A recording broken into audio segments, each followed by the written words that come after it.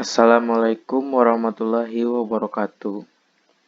Saya perkenalkan, nama saya Diok Mitra, NPM 20105, Prodi Ilmu Hukum, akan mempresentasikan eh, ilmu ilmu negara, teori asal mula negara, berdasarkan pandangan pemikiran Barat dan berdasarkan pandangan pemikiran Islam.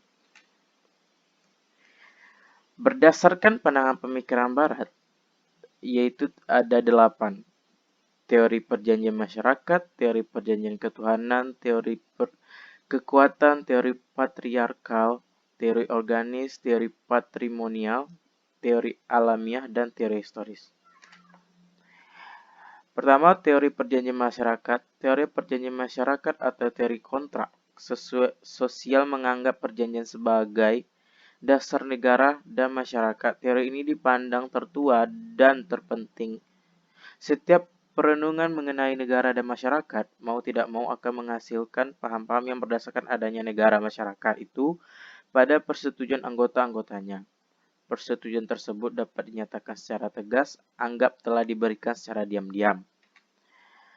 Teori ketuhanan dapat dibagi menjadi 2, yaitu teori ketuhanan langsung dan teori ketuhanan tidak langsung. Pengertian teori langsung menunjukkan bahwa yang berkuasa dalam negara itu adalah langsung Tuhan. Dan adanya negara di dunia ini adalah kehendak Tuhan, yang memerintah adalah Tuhan. Adapun yang dimaksud dengan teori teokrasi yang tidak langsung ialah ketika bukan dia sendiri yang memerintah, tetapi raja atas nama Tuhan. Raja memerintah atas kehendak Tuhan sebagai karunia. Lanjut, teori kekuatan. Dalam teori kekuatan negara, yang pertama adalah hasil dominasi dari kelompok yang kuat terhadap kelompok yang lemah. Negara terbentuk dari penaklukan dan pendudukan. Dengan penaklukan dan pendudukan dari suatu kelompok etnis yang lebih kuat atas kelompok etnis yang lebih lemah, dimulailah proses pembentukan negara. Dalam teori ini, faktor kekuatanlah yang dianggap sebagai faktor tunggal dan terutama yang menimbulkan negara. Menurut Hobbes, syarat penting untuk menjadi seorang raja adalah orang yang fisiknya kuat melebihi lainnya agar dapat mengatasi segala kekacauan yang timbul dalam masyarakat. Menurut teori kekuasaan ekonomi sebagaimana yang dinyatakan oleh Marx, ia menganggap bahwa negara itu merupakan alat kekuasaan bagi golongan manusia di dalam masyarakat untuk menindas golongan lainnya guna mencapai tujuannya. Teori patriarkal sendiri. Dalam teori ini, patriarkal digambarkan bahwa ayahlah yang berkuasa dalam keluarga itu dan garis keturunan ditarik dari pihak ayah. Keluarga berkembang biak dan terjadilah beberapa keluarga yang kesemuanya dipimpin oleh ayah, kepala keluarga induk. Lambat laun, keluarga-keluarga merupakan kesatuan etnis yang besar dan terjadilah suku patriarkal gens yang pertama. Suku-suku inilah yang kemudian menjadi persekutuan-persekutuan etnis yang bercorak ragam. Dan inilah benih pertama dari negara. Jadi, negara adalah perkelompokan beberapa suku. Teori organis sendiri. Teori organis ini adalah teori yang kemudian menjelaskan tentang asal-usul perkembangan negara mengikuti asal-usul perkembangan individu. Individu berasal dari sebuah unitas yang disebut dengan sel. Kemudian sel berkumpul, membentuk jaringan-jaringan, membentuk organ, sistem organ, begitu seterusnya sampai individu. Pertumbuhan negara juga dalam hal ini seperti itu. Dimulai dari unitas menuju pluralitas dengan cara sintetis fungsi dalam setiap lingkungan unitas. Teori patrimonial sendiri, raja mempunyai hak milik terhadap daerahnya, maka semua penduduk di daerahnya itu harus tunduk kepadanya. Sebagai contoh, yaitu negara-negara pada abad pertengahan di mana hak memerintah dan menguasai timbul dari pemerintah tanah. Dalam keadaan perang, sesudah menjadi kebiasaan raja-raja menerima bantuan dari kaum bangsawan untuk mempertahankan negaranya dari serangan-serangan musuh dari luar. Jika perang sudah selesai dalam kemenangan si raja, maka sebagai tanda jasa para bangsawan yang ikut membela dan membantunya mendapat sebidang tanah sebagai hadiah.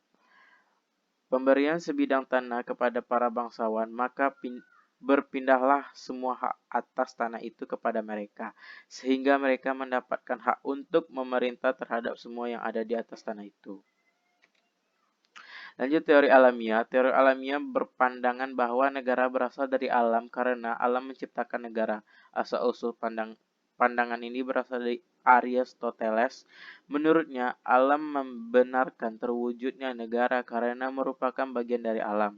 Semua alam saling memiliki ketertarikan sebagai manusia saling berhubungan dan saling membutuhkan. Menurut Aristoteles, manusia adalah makhluk sosial sehingga manusia membentuk negara untuk mengatur hubungan interaksional antar manusia. Pemikiran Aristoteles mengenai tujuan dibentuknya negara adalah mencapai keselamatan bagi semua penduduknya. Manusia sifat dasar memiliki moral buruk yang hanya dapat dikembangkan melalui hubungan orang lain. Lanjut teori historis. Teori historis ini menganggap bahwa lembaga-lembaga sosial tidak dibuat tetapi timbul secara evolusioner sesuai dengan kebutuhan-kebutuhan manusia. Oleh karenanya, lembaga-lembaga sosial kenegaraan ini dipengaruhi oleh situasi dan kondisi dan lingkungan setempat, waktu dan tuntutan zaman sehingga secara historis berkembang menjadi negara-negara seperti yang kita lihat sekarang ini. Lanjut, menurut pandangan pemikiran Islam, ada 5, yaitu menurut Ibnu Abi Rabi, Al-Farabi, Al-Mawardi, Imam Ghazali, dan Ibnu Khaldun. Menurut Ibnu Abi Rabi bahwa manusia tidak mempunyai dapat mencukupi kebutuhan alami sendiri tanpa bantuan yang lain, sehingga mereka saling memerlukan. Hal itu mendorong mereka saling membantu dan berkumpul serta menetap di suatu tempat. Dari proses ini, maka tumbuhlah kota-kota yang menjadi dasar suatu negara. Menurut Al-Farabi ini, manusia adalah makhluk sosial, makhluk yang mempunyai cenderungan alami untuk bermasyarakat, karena tidak mampu memenuhi segala kebutuhannya sendiri tanpa bantuan atau kerjasama dengan pihak lain. Sedangkan menurut Al-Mawardi ini, perbedaan bakat, pembawaan dan kemampuan antar manusia lah yang mendorong bagi mereka untuk saling membantu. Kelemahan manusia yang memiliki kemampuan untuk memenuhi semua kebutuhannya sendiri. Dan terdapatnya keanekaragaman dan perbedaan bakat, pembawaan, kecenderungan alami, serta kemampuan. Semua itu mendorong manusia untuk bersatu dan saling membantu akhirnya sepakat untuk mendirikan negara. Menurut Imam Ghazali berpendapat bahwa manusia itu makhluk sosial.